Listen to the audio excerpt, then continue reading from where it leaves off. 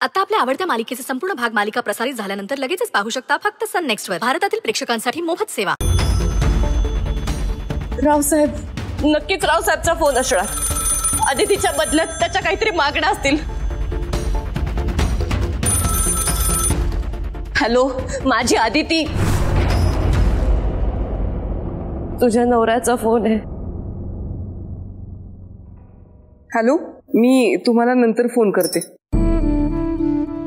मूर्ख आहे मी, बावळट आहे, म्हणून मी स्वतःहून त्या रावसाहेबला माझी मुलगी गायब झाल्याचं सांगून बसले. साहेब, काही काळजी करू नका, आपल्या अदितीला काही होणार नाही बघा. कमलाई असं बोललं ना की फक्त स्वतःचं समाधान होतं, पण यातनं खरंच माझ्या अदितीची सुटका होणार आहे का?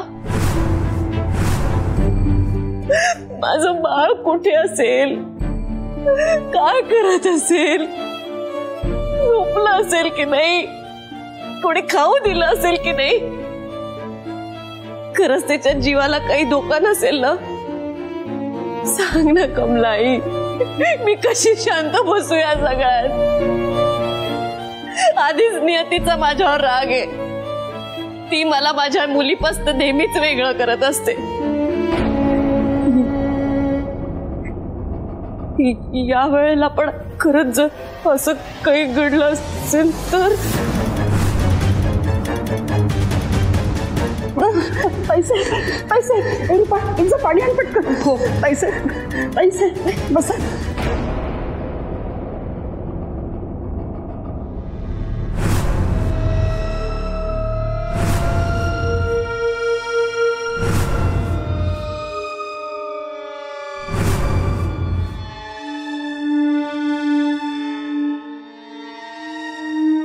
बाबा, आपण शेकोटी पेटवूयात का? शेकोटी? प्लीज बाबा.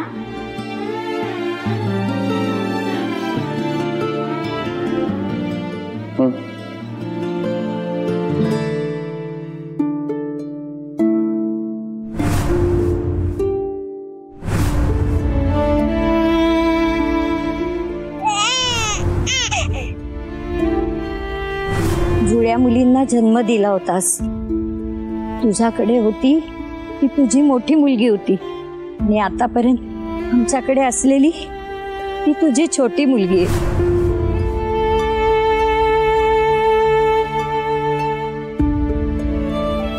हॅलो, स्वातीची आई बोलताय का? आमची आदिती तिथे आली होती का? नाही.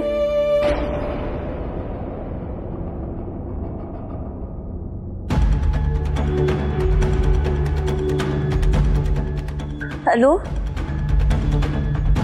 माझी आदिती आली होती का तिथे? नाही का?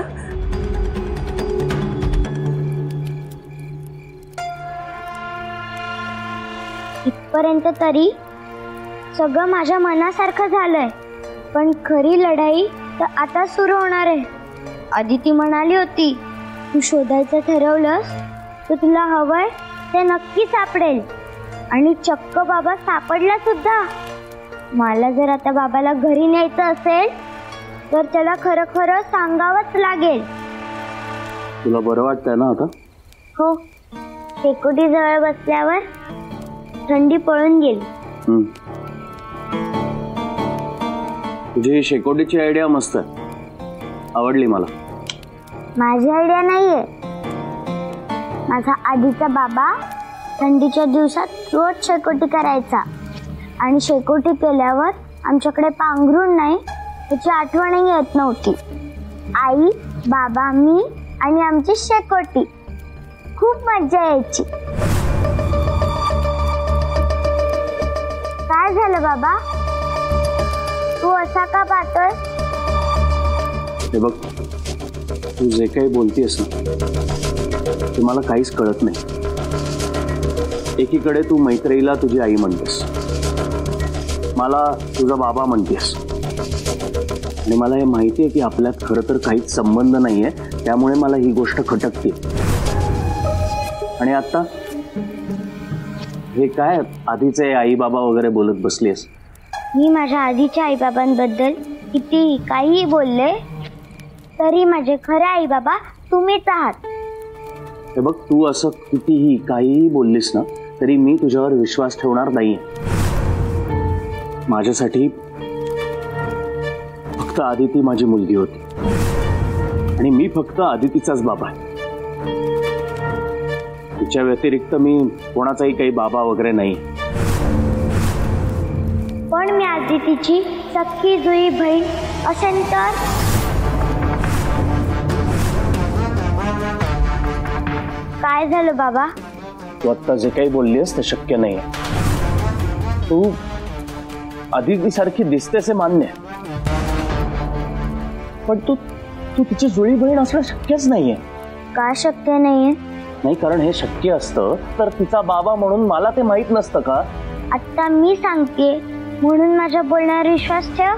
तू असं काहीतरी बोलतेस म्हणून त्या गोष्टी खऱ्या होत नसतात बाळा. आय एम सॉरी, पण मला या गोष्टीवर नाही विश्वास ठेवता येणार. आणि तू जर आदितीची सख्खी जुळी बहीण आहेस तर मग एवढी वर्ष कुठे होतीस?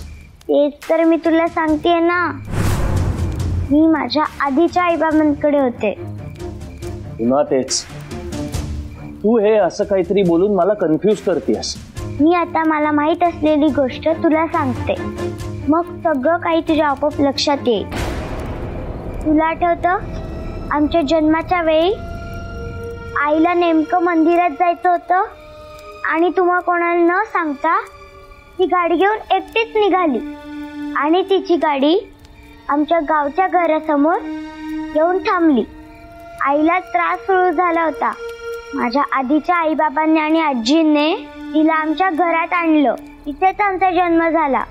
माझ्या आधीच्या आईबाबांना मूल नव्हतं म्हणून आजीने मैत्राई आईच्याही नकळत मला माझ्या गावातल्या आईकडे नेऊन दिलं आणि मैत्राई आई आदितीच्या आईला घेऊन तुमच्या घरी आली. ती म्हणते ते बरोबर आहे. मैत्री जेव्हा घरी आली तेव्हा तिच्या हातात एकच बाळ होतं. मग मी सुद्धा माझ्या त्या आईबाबांच्या घरी लहानाची मोठी झाले. माझ्यासाठी खरं तर तेच माझे आईबाबा होते. आम्ही घरी बसलो ना तरी ते माझे खूप लाड करायचे. मग एक दिवस आदिती ताईचा आत्मा मला भेटायला आला. काय म्हणालीस तू आता? आदिती तुला भेटायला आली होती? हो बाबा. ताई मला म्हणाली की आपले खूप त्रासात आहे आणि बाबाही तिच्या जवळ नाहीये, तो जेलमध्ये. अशा वेळी आईला सावरण्यासाठी माझी तिथे गरज आहे. तिने असं सांगितल्यावर पहिल्यांदा